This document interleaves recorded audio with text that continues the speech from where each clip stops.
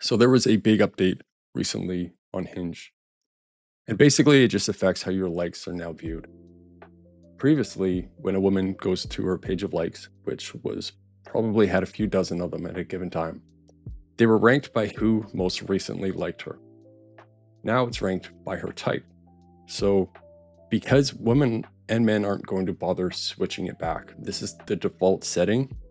And the problem with this is that it's just that much more reliant on the algorithm and there's less luck involved. Because before you could just happen to send a like, they were on at the same time, and then something gets started.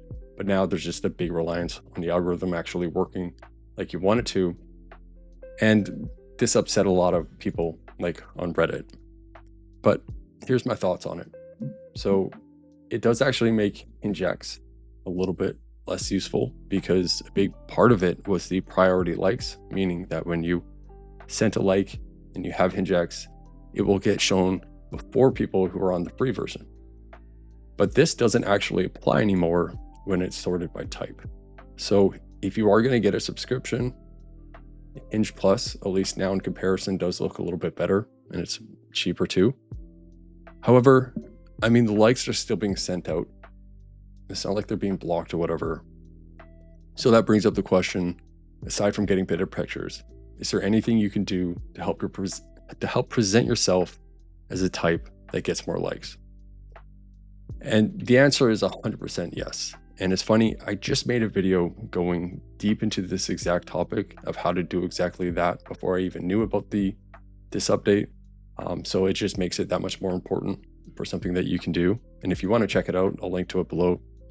But essentially, it's just a big advantage to have your pictures pick a lane.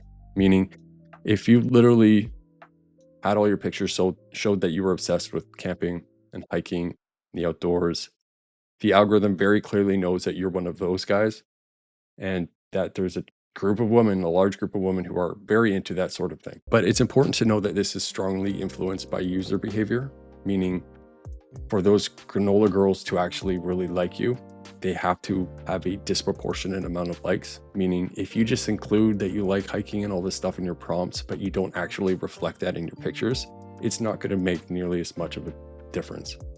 But really the best thing about niching down like this is that even though it seems like you would get less likes because you're kind of like targeting a specific person, if you're familiar with algorithms and collaborative filtering, it really doesn't work like that. Because if there was a group of 100 guys that you were in, and there was a group of 100 women, and they each picked or ranked each one in order of who they liked the most, it's really about being number one to as many people as possible.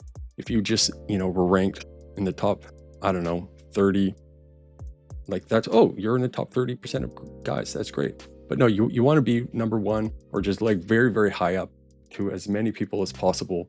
And that's done by just being highly relevant to them, by just really resonating with a smaller percentage of women instead of just somewhat resonating with a higher. Now, here's something else worth mentioning as well. Apparently, this upcoming Sunday, January 4th, is the busiest day of the year on dating apps. It's called Dating Sunday, and it's apparently due to, I guess New Year's resolutions and post-holiday clarity or whatever. But if you've been thinking of, that maybe you want to start meeting somebody again, now it's a pretty good time because there's going to be a lot of options. And it's not just like, okay, there's more options. If you're in a big city, that's probably not a big problem. But people are more motivated to meet than ever before, which is a big thing. Now, as I was scrolling through Hinge's site, I saw some interesting data. They also shared how profiles with voice prompts are 32% more likely to lead to a date.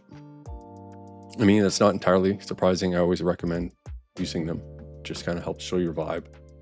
They also said that conversations with voice notes are 41% more likely to lead to a date. And that's interesting because I've received some voice messages, but I've never actually initiated them. I've just kind of like responded back to them. It's a bit higher effort, but it is interesting.